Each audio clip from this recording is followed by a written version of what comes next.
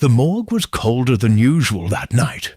The air conditioner hummed with a sickly rhythm, coughing now and then like a dying machine. Obinna sat at his desk, his fingers wrapped around a chipped ceramic mug of stale coffee. It was 1:34 a.m. The only sound came from the low click of a wall clock and the hum of drawers keeping the dead cold. He liked the silence. It was loyal. It didn't ask questions or make demands. In this place, the world slowed down, and the dead were patient listeners. Obinna had worked the night shift at Lagos Central Mortuary for 8 years. Nobody asked him why he preferred it. Nobody cared. They only knew he kept the drawers spotless, the bodies catalogued, and the smell of decay out of the hallway. He had a quiet face, the kind that blended into walls and faded into the back of photographs. He liked it that way, but tonight felt different. The lights flickered once, then again. He stood up, stretched, and walked the familiar path through the long corridor of refrigeration drawers. His fingers brushed one handle, drawer 19, and paused. The body inside had just arrived a few hours earlier. Young woman, found in an alley behind a nightclub. Cause of death, blunt force trauma, unknown attacker. Obinna stared at the name tag. Chika, age 24. "I'm sorry," he whispered to the drawer. He always did that. It had become a habit. He turned to leave and heard it. A soft tap from inside the drawer. He froze. It came again. Tap, tap, tap. Then silence. And in that silence, something inside him shifted. Obinna stood perfectly still, one hand on the metal drawer. The sound was gone. No tapping. No movement. Just the familiar chill of the morgue pressing against his skin. He let out a shaky breath and chuckled, softly, nervously, like someone laughing in church for the wrong reason. "It's just the cold," he muttered. "Metal contracts, that's all." But he didn't believe it. Not entirely. He'd heard things before. Whispers, creaks. Once, he thought he saw a body blink. But every morgue worker had a story, didn't they? It came with the job. Sleep deprivation, grief in the air, souls that hadn't fully let go. You buried it, kept moving. That's what Obinna always did. Still, his hand trembled as he slid open drawer 19. Chika lay still, her face untouched by whatever violence had taken her. Her expression was calm, too calm, like she was resting, not dead. A thin white sheet covered her torso, but her shoulders and arms were visible, bruised and stiff with rigor mortis. Her hair was braided, and her lips were slightly parted, as though she'd just breathed her last sentence. Obinna stared at her face longer than he should have. Then, slowly, he reached out and brushed a loose strand of hair from her forehead. "Rest," he whispered again. "You deserve that." As he began to close the drawer, he paused. Chika's lips had moved. He was sure of it. His breath caught in his throat. He stepped back, heart pounding, ears ringing. The morgue felt too quiet now, the air heavier. Then he heard it again. Only this time it wasn't a tap. It was a voice, very soft and very clear. "Why, are you still here?" Obinna stumbled backward, his back hitting a metal trolley behind him. The clang echoed through the tiled room, but the sound did nothing to break the heavy stillness. He blinked hard, squinting at drawer 19, as if the voice had been a trick of the shadows, a product of fatigue. But deep inside, a colder part of him knew it had been real. The voice wasn't in his head, it was in the room. He swallowed and stepped forward slowly, hand shaking as he reached for the drawer's handle again. He hesitated, every part of his body screamed to walk away, to run, but something held him there. Not fear. Something else. Curiosity, maybe. Or guilt. The same voice came again, clearer this time. "You didn't save me." Obinna's hand froze. His heart thundered in his chest. "No," he said softly. "I didn't even know you." Silence. Then a slow creak, not from his hand. The drawer was opening on its own. The cold mist from inside drifted into the air like a breath. Chika's eyes were closed, just as before, her lips still, but something had changed. Her expression no longer looked peaceful. There was tension now. Around her brow, the corners of her mouth. He stepped closer. "Are you still here?" he asked, voice barely audible, a long pause.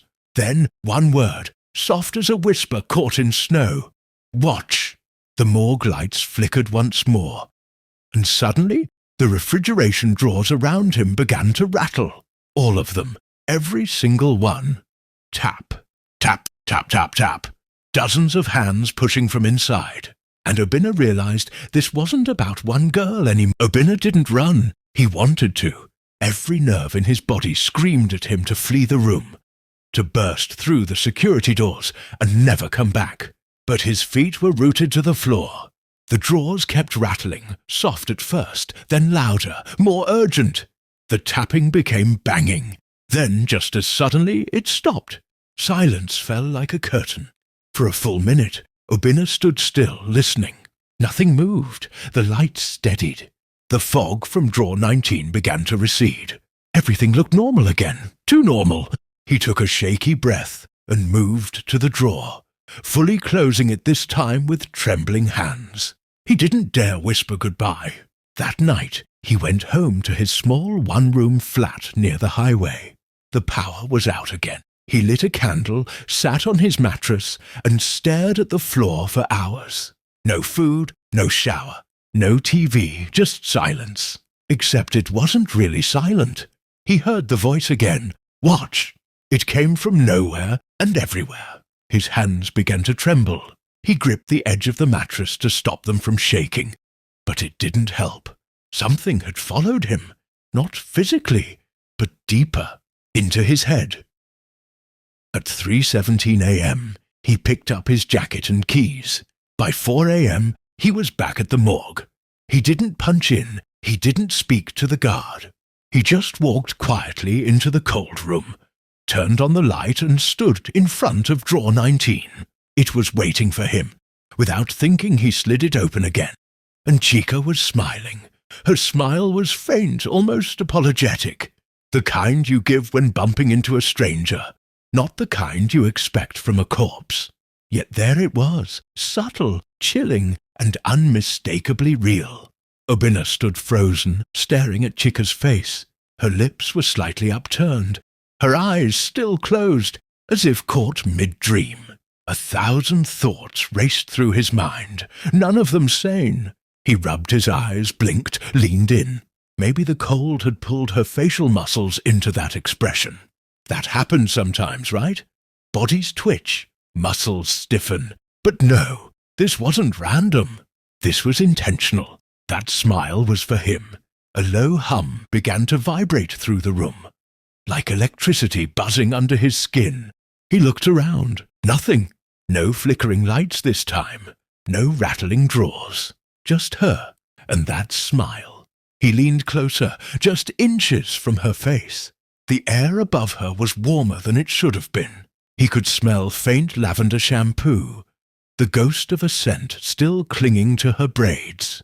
"I'm not crazy," he whispered, but he was starting to wonder. The urge to speak again pulsed inside him like a heartbeat. "So he did. Why me?" he asked the corpse. "Why now?" No answer, only the silence and that smile. Then her head turned slightly. Not a full motion, just a few centimeters. Enough. Obinna stumbled backward, heart racing. The sound of drawers humming softly returned, like a lullaby made of metal. He didn't scream. He didn't run. He just stood there, smiling back. Because somehow, deep inside the darkest corners of his heart, he was no longer afraid. He was curious. And worse, he was beginning to feel wanted. Obinna didn't remember sitting down, but there he was, on the cold, tiled floor beside drawer 19, staring up at her like a child kneeling before a shrine. The fluorescent lights above buzzed faintly, and every sound in the morgue felt distant, muffled, like he was underwater. Time wasn't moving the way it should anymore. He spoke softly, barely aware of the words. "You shouldn't be here. I shouldn't be here." Her face remained still now. The smile faded. But it didn't matter. That small shift had cracked something open in him. The quietness of her expression, the calm in her features. It wasn't frightening anymore. It was familiar. She reminded him of someone he had failed, someone he couldn't save, and now, maybe, he believed the dead were offering him a second chance. He looked at her fingers, delicate, cold, bruised. He reached out and touched the back of her hand gently, reverently. His skin burned with guilt, with wonder. "Who are you?" he whispered. "What do you want from me?" And then it happened. Her eyes opened, wide, clear, alive.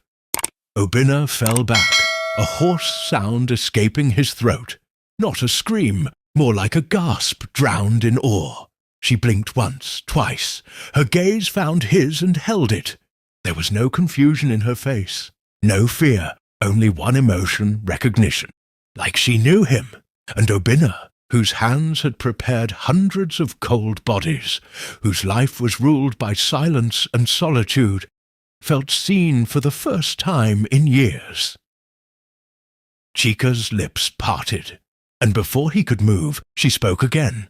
"You let me die." Obinna couldn't breathe. Chika's words echoed inside him like a memory he hadn't dared to remember. "You let me die." He crawled backward, eyes wide, heart pounding so loud it felt like drums in a burial ceremony. She hadn't shouted. She hadn't moved, but her words were sharp, like scalpels. "No," he whispered. "No, I didn't." But the truth was clawing its way to the surface. Her eyes stayed locked on his, calm and accusing. And then, like ripples in still water, the morgue around him began to change. He blinked, and suddenly the cold tile beneath him was gone, replaced with wet asphalt. Rain, headlights, a scream. He was no longer in the morgue. He was on a dark street 6 years ago, and Chika was running. Obinna stood in the middle of the road, drenched in rain, watching the scene play out. His hands were clean now, no gloves, no blood, just shaking and empty. The past had returned with full force. That night was buried, locked behind years of self-imposed silence. But the dead remembered. He saw it all again. He was driving home from a shift. He was tired. He'd had a drink, maybe two. He didn't see the girl dart into the road until it was too late. She looked terrified, young, alive, and in one breath she was gone. He never called the police. He panicked, drove off, and told no one. Her face had haunted him for years. Now he knew her name, Chika. He dropped to his knees in the morgue, the vision melting away. The drawer was still open, her eyes still watching. "I'm sorry," he said, voice breaking. "I didn't know, I swear. I didn't know it was you." But Chika didn't blink, didn't forgive. That night, Obinna stayed in the morgue. He didn't eat, didn't move. The other drawers were quiet again, but he didn't trust them. He spoke to her like she was still listening. Maybe she was. He told her about his life, how he'd lost his sister the same year, how he'd buried himself in work to forget, how he never forgave himself for that night. He cried, and for the first time in 8 years he prayed. The lights flickered once more. Then Chika's eyes closed again, slowly, gently, and something in Obinna cracked. The next morning, the guards found him still in the morgue, curled beside drawer 19, his hand resting over it protectively.